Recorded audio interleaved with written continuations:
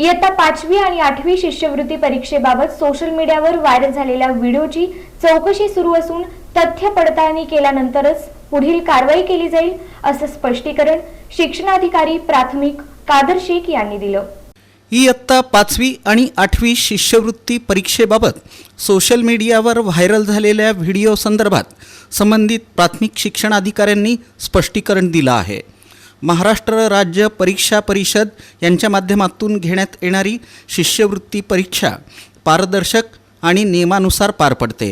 Viral व्हिडिओमध्ये दाखवण्यात आलेल्या प्रकाराबाबत प्राथमिक शिक्षणाधिकारी कादर शेख यांनी सांगितलं की तो व्हिडिओ संदर्भहीन असून परीक्षेच्या प्रक्रियेशी त्याचा थेट संबंध नाही।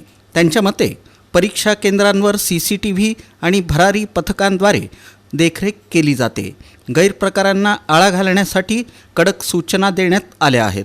संबंधित व्हिडिओची चौकशी सुरू असून तथ्य पडताळणी केल्यानंतरच पुढील कारवाई केली जाईल असंही प्राथमिक शिक्षणाधिकारी कादर शेख म्हणाले। तसंच पालक आणि विद्यार्थ्यांनी अफवांवर विश्वास न ठेवता अधिकृत माहितीसाठी संबंधित शिक्षण विभागाशी संपर्क साधावा असं आवाहन प्राथमिक शिक्षणाधिकारी कादर शेख यांनी केलं। साधारणपणे 273 परीक्षा केंद्रावर 40,000च्या आसपास विद्यार्थ्यांनी दिली। परीक्षेसाठी सर्व भरारी पथक, बैठे पथक आणि विविध प्रकारची जी सुविधा विद्यार्थ्यांनी द्यायची याची दक्षता प्रशासनाकडून घेण्यात आली होती। जिल्ह्यामध्ये कुठेही गैरप्रकार घडल्याबाबतचा लेखी अहवाल या कार्यालयाकडे प्राप्त झालेला नाही। तथापि एक व्हिडिओ कुंभारी केंद्र जे आहे, परीक्षा केंद्र जे होतं त्या ठिकाणी कॉपीच्या अनुषंगाने काही शंका उपस्थित केले गेलेले आहेत। परंतु त्याच दिवशी म्हणजे केंद्र संचालक यांना आमच्या कार्यालयाकडून संपर्क केला गेलेला आहे।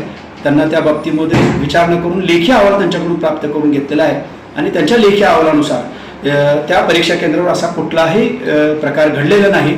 तिथले एक पालक शिक्षिका आणि एक पालक या सतत त्या वर्गाकडे मैदानाच्या जवळ येण्याचा प्रयत्न करत होता। त्यांनी त्यांना विनंती केली होती की आपण कृपया इथं उभं राहून, त्याच्या रागामधून कदाचित त्यांनी अशा प्रकारची तक्रार केली असावी अशा प्रकारचं लेखी खुलासा त्यांनी केलेला आहे। त्याचबरोबर त्या केंद्रावर बैठे पथक होतं, भरारी पथक होतं आणि पोलीस डिपार्टमेंटचे कर्मचारीही तिथे उपस्थित होते। त्याचबरोबर आज आपण गट शिक्षणाधिकारी यांच्याकडून पण तशा प्रकारचा लेखी अहवाल चौकशी करून प्राप्त करून घेण्याबाबतचे निर्देश दिलेले आहेत। त्याच्यामुळं त्यांचा अहवाल प्राप्त झाल्यानंतर वस्तुनिष्ठता तपासून नियमानुसार अहवालात निष्पन्न झालेल्या ज्या बाबी आहेत त्याच्या आधारावर पुढील प्रशासकीय कारवाई करण्यात